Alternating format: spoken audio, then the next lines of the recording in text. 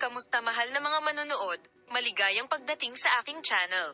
Si Enjan Accurek ay gumawa ng isang hindi inaasahang pahayag tungkol sa isang kaganapan na gumulat sa mundo ng magazine.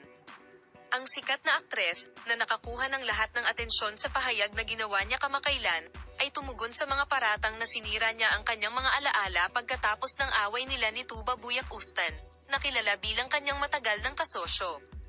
Si Enjan Accurek ay nanirahan kasama si Tugba Buyak Ustan matagal na ang nakalipas at binasag ang kanyang katahimikan matapos ang balitang sinunog at sinira niya ang kanyang mga alaala pagkatapos ng laban.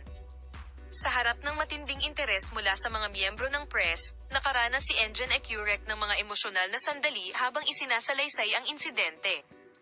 Nagkaroon ng napakaseryosong hindi pagkakasundo sa pagitan nila. Unang nagbigay ng mga detalye si Enjan Accurek tungkol sa kanyang relasyon kay Tuba Buyak Ustan at sa insidente sa press conference na kanyang ginanap. Sa pagbibigay diin na ang dalawa ay hindi lamang mga kasosyo sa negosyo kundi pati na rin malapit na magkaibigan sa loob ng maraming taon, sinabi ni Enjan Accurek, "Syempre, tulad ng sa bawat relasyon, may mga tensyon sa aming relasyon paminsan-minsan. May mga seryosong problema sa pagitan namin, ngunit hindi nila ito may lalayo sa isa't isa, sa kabaligtaran, pinalakas nila ang mga ito. Hindi kami nagpasya na umalis, panahon." Ipinaliwanag din ni Enjan Accurek kung paano nila napagpasyahan na sunugin ang mga alaala pagkatapos ng laban. Sinabi ng sikat na aktor na nakilala at gumawa ng desisyong ito.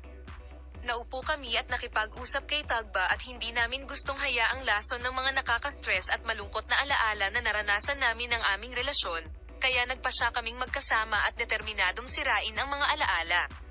Ang dahilan kung bakit sinisira ang mga alaala upang protektahan ang ating pagkakaibigan ay ipinaliwanag ni Enjan Accurek tulad ng sumusunod, ang layunin natin sa paggawa ng desisyong ito ay protektahan ang pagkakaibigan sa ubod ng ating relasyon.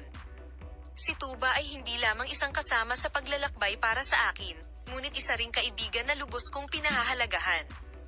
Ingatan natin ang mga magagandang sandali na kasama natin siya. Nais naming iwanan ang masasamang alaala." Tinapos ni Enjan Accurek ang pulong matapos sagutin ang mga tanong ng mga miyembro ng press. Gayunpaman, tila ang mga pahayag ay patuloy na pag-uusapan sa mundo ng magazine sa mahabang panahon. Salamat sa panonood ng aking video. Paalam, makita ka sa mga bagong video.